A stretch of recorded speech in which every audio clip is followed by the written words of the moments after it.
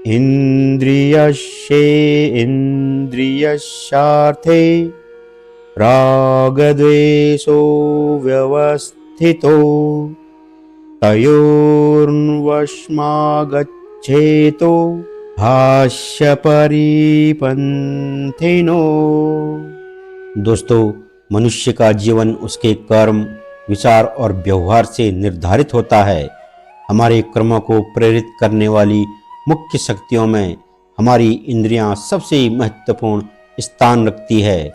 इंद्रियां जैसे आँख, कान, नाक, जीभ और त्वचा हमारे बाहरी संसार के संपर्क सूत्र हैं। ये स्वाभाविक रूप से इंद्रिय विषयों के प्रति आसक्ति और द्वेष का अनुभव कराती है। गीता में भगवान श्री कृष्ण कहते हैं कि इंद्रियां स्वभावतः ही इंद्रिय विषयों के प्रति आकर्षित होती है, परंतु उनके वश में नहीं होना चाहिए, क्योंकि वे मार्गदर्शक होने के साथ साथ शत्रु भी है। तो आइए इस श्लोक और इसके महत्व को गहराई से समझते हैं। दोस्तों, इंद्रियां स्वाभाविक रूप से दो प्रकार के अनुभव करती है। पहला, आसक्ति, आकर्षण। हमारी आंखें सुंदर वस्तुओं को देखना पसंद करती है, कान मधुर संगीत सुनना चाहते हैं और जीभ स्वादिष्ट भोजन की लालसा करती है। यह प्राकृतिक है, लेकिन जब यह आसक्ति सीमा से बाहर हो जाती है तो मनुष्य उन विषयों के पीछे दौड़ने लगता है। दूसरा, द्वेष। जब इंद्रियां किसी अप्रिय वस्तु का अनुभव करती है तो उन्हें उससे घृणा हो जाती है। जैसे कड़वे या बेस्वाद भोजन से जीभ को द्वेष हो सकता है, या अप्रिय आवाज से कानों को।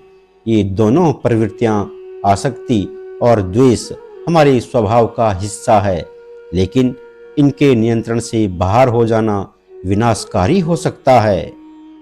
दोस्तों, इंद्रियां हमारे जीवन की दिशा निर्धारित करने में बड़ी भूमिका निभाते हैं।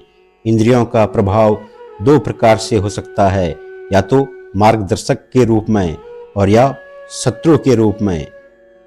मार्गदर्शक के रूप में जब हम इंद्रियों को संतुलित और संयमित रखते हैं तो वे हमें सही दिशा में ले जाती है। उदाहरण के लिए, स्वस्थ भोजन के प्रति जीभ की रुचि हमें स्वस्थ जीवन जीने के लिए प्रेरित करती है। इसी प्रकार आंखें सुंदरता का अनुभव कर हमें प्रकृति और जीवन के प्रति आभारी बनाती है। दूसरा, शत्रु के रूप में जब इंद्रियां अपनी स्वाभाविक आकर्षण और द्वेष के वश में होती है तो वे मनुष्य को सही गलत की पहचान करने में असमर्थ बना देती है। उदाहरण के लिए, स्वादिष्ट भोजन की लालसा अक्सर मनुष्य को अस्वास्थ्यकर चीजें खाने पर मजबूर कर देती है, जो आगे चलकर बीमारियों का कारण बनती है। दोस्तों, इंद्रियों के वश में होना व्यक्ति को अनेक प्रकार से नुकसान पहुंचा सकता है। जैसे आसक्ति से उत्पन्न बंधन। जब व्यक्ति केवल अपनी इच्छाओं को पूरी करने में लगा रहता है तो वह भौतिक बंधनों में जकड़ जाता है। यह उसे अपने आत्मिक लक्ष्य से दूर कर देता है। दूसरा, द्वेष से उत्पन्न नकारात्मकता। किसी वस्तु या व्यक्ति के प्रति द्वेष रखना हमारे मन और आत्मा को अशांत करता है। यह हमारे मानसिक स्वास्थ्य को भी प्रभावित करता है और हमें नकारात्मकता की ओर धकेलता है। तीसरा, धर्म और कर्तव्य से विचलन। इंद्रियों के वश में रहने वाला व्यक्ति अपने धर्म और कर्तव्य का पालन नहीं कर पाता। उसकी प्राथमिकता केवल इंद्रिय सुख बन जाती है, जो अंततः दुख का कारण बनता है। दोस्तों, भगवत गीता हमें बताती है कि इंद्रियां हमें अपने वश में करने की कोशिश करती है, लेकिन हमें उन्हें नियंत्रित करना सीखना चाहिए। इसका कारण है आध्यात्मिक विकास। इंद्रियों पर विजय प्राप्त करने वाला व्यक्ति अपने आत्मिक लक्ष्य की ओर बढ़ सकता है। योग और ध्यान के माध्यम से इंद्रियों को नियंत्रित करना आत्मा को शुद्ध करता है। शांति और संतोष।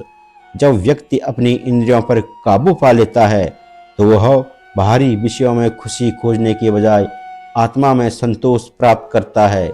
यह स्थायी शांति का मार्ग है। सही निर्णय लेने की क्षमता। नियंत्रित इंद्रियां व्यक्ति को सही और गलत में भेद करने की शक्ति देती है। इसके परिणाम स्वरूप वह अपने जीवन में सही निर्णय ले सकता है। दोस्तों, मनुष्य के जीवन में इंद्रियां एक महत्वपूर्ण भूमिका निभाती है। वह हमें सुख और आनंद के अनुभव देती है, लेकिन यदि उनके वश में हो जाएं, तो वे हमें पथभ्रष्ट भी कर सकती है। गीता का यह संदेश है कि इंद्रियां स्वभावतः ही इंद्रिय विषयों के प्रति आसक्ति और द्वेष का अनुभव करती है, किंतु उनके द्वारा वश में मत होइए हमें सतर्क रहने की प्रेरणा देता है। इंद्रियों पर नियंत्रण का अर्थ उनका दमन नहीं, बल्कि उनके स्वाभाविक कार्य को सही दिशा में लगाना है। संयम, ध्यान और आत्म अवलोकन के माध्यम से हम अपनी इंद्रियों को अपने आत्मिक और भौतिक विकास के साधन बना सकते हैं। यही सच्चा जीवन है, जहां मनुष्य अपनी इंद्रियों को साध कर अपने वास्तविक उद्देश्य को प्राप्त करता है।